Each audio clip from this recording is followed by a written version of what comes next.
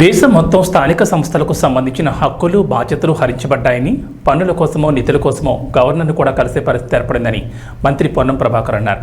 సిద్దిపేట జిల్లా కోహెడ్ మండల కేంద్రంలో మండల ప్రజాపరిషత్ సభ్యులకు ఆత్మీయ సన్మాన కార్యక్రమంలో మంత్రి పొన్నం ప్రభాకర్ పాల్గొన్నారు. 5 సంవత్సరాల పదవీ కాలం పూర్తి చేసుకున్న మండల ప్రజాపరిషత్ సభ్యులను శాలువాలతో ఘనంగా సన్మానించారు. ఈ సందర్భంగా మంత్రి మాట్లాడుతూ ప్రజా జీవితంలో 5 సంవత్సరాల పదవీ బాధ్యతలు పూర్తి చేసుకున్న ఎంపీపీ, జడ్పీటీసీ, ఎంపీటీసీలకు అభినందనలు తెలిపారు. రాజకీయాల్లో ప్రజా జీవితంలో ఏదీ శాశ్వతం కాదని 5 సంవత్సరాల ఎంపీటీసీగా ప్రజలకు సేవ చేయాలనే ఉద్దేశంతో వచ్చి ప్రజాస్వామ్యబద్ధంగా కొన్ని కార్యక్రమాలు చేసి కొన్ని చేయకపోవచ్చని, అభివృద్ధి నిరంతర ప్రక్రియని అన్నారు.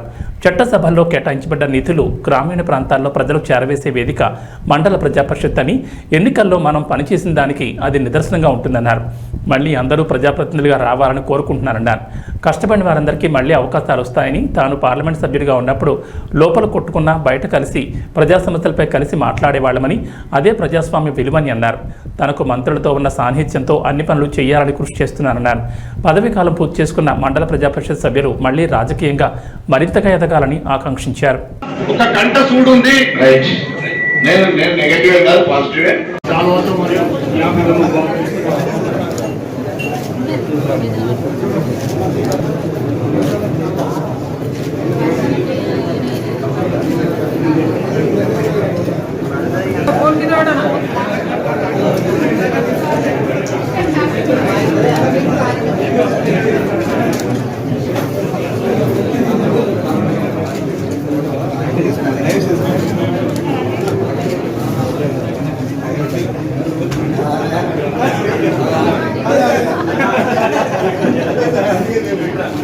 ఓకే, జయరాజు గారు ఒరిజినల్ కాంటాలు జ్ఞాపికలు చేస్తున్న మంత్రివర్యులకు ప్రత్యేకమైన అభినందనలు తెలియజేస్తున్నాను.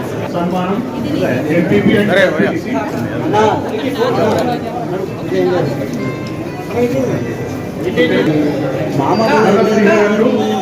కొరడా మండల సీనియర్ మోస్ట్ నాయకులు వారు కూడా మంత్రివర్యులకు సెక్రటరీలు అందరూ కలిసి గౌరవ మంత్రివర్యులకు సన్మానం చేద్దామని వస్తా ఉన్నది, సన్మానం చేస్తా ఉన్నారు. వారి సందర్భంగా అభినందనలు తెలియజేస్తా ఉన్నారు.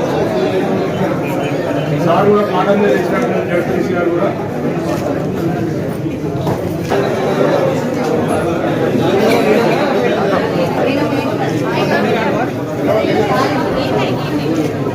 గౌరవ ఎంపీటీసీలు అందరూ వర్షం కావాలని రాజకీయాల్లో ప్రజా జీవితంలో ఏది శాశ్వతం కాదు. ఈరోజు మీరు 5 సంవత్సరాలు ఎంపీటీసీగా చాలా ఆకాంక్షలతోటి ప్రజలకు సేవ చేయాలనే ఆలోచనతోటి మీరు ఎంపీటీసీగా ఎన్నికై ఈ 5 సంవత్సరాలు ఉన్నటువంటి నిధులతోటి, ఉన్నటువంటి వాతావరణ పరిస్థితులలో ప్రజాస్వామికబద్ధంగా కొన్ని కార్యక్రమాలను అధిగమించగలిగినారు, కొన్ని కార్యక్రమాలు చేయలేకపోవచ్చు. ఇది అభివృద్ధి అనేటువంటిది నిరంతర ప్రక్రియ. దేశం మొత్తం అటువంటి ఇక్కడ బాధ్యతలు మెల్లమెల్లగా హరించబడి మీ యొక్క బాధ్యతల్లో మీరు మరింతగా పనిచేయలేకపోయినటువంటి మాట మాత్రం వాస్తవం. మీరు హక్కుల కోసమో, నిధుల కోసమో, నిధులు చెల్లింపుల కోసమో ఇంతకుముందు చెప్పినట్టుగా ప్రజాప్రతినిధులు పనిచేసినటువంటి దాని కొరకు గవర్నర్లను కలిసేటువంటి పరిస్థితి రావడం అనేటువంటి నిజంగా దురదృష్టకరం. దానికి సంబంధించి ఎవరిని కూడా మనం తప్పుపట్టే పరిస్థితి కాదు. ఎందుకు జరిగింది, ఎందుకు ఇట్లా వ్యవస్థ అయింది అనేది మననం చేసుకోవడానికి వరకు ప్రయత్నం జరుగుతూ ఉంది. ఒక మాట మాత్రం చెప్తాను, ఇప్పుడు తప్పకుండా స్థానిక సంస్థలు అనేటువంటిది చట్టసభల్లో నిర్ణయించినటువంటి చట్టాలను, చట్టసభల ద్వారా కేటాయించబడినటువంటి బడ్జెట్ నిధులను క్షేత్రస్థాయిలో గ్రామీణ ప్రాంతాల్లో ప్రజలకు అవసరమయ్యే రీతి లోపల ప్రణాళిక చేసి మండల పరిషత్ సమావేశం ద్వారా వాళ్ళకు చేరవేసేటువంటి బాధ్యత గల వేదికలు ఇవన్నీ. ఆ వేదికలు ఎంతవరకు పనిచేసినా ఏంటి అనేటువంటి మనం ఈరోజు వీడ్కోలు సంబంధంగా చేసుకునేది కాదు, కానీ అది మళ్ళీ ఎన్నికల్లో మనం పనిచేసిన దానికి నిదర్శనంగా మారబోతుంది.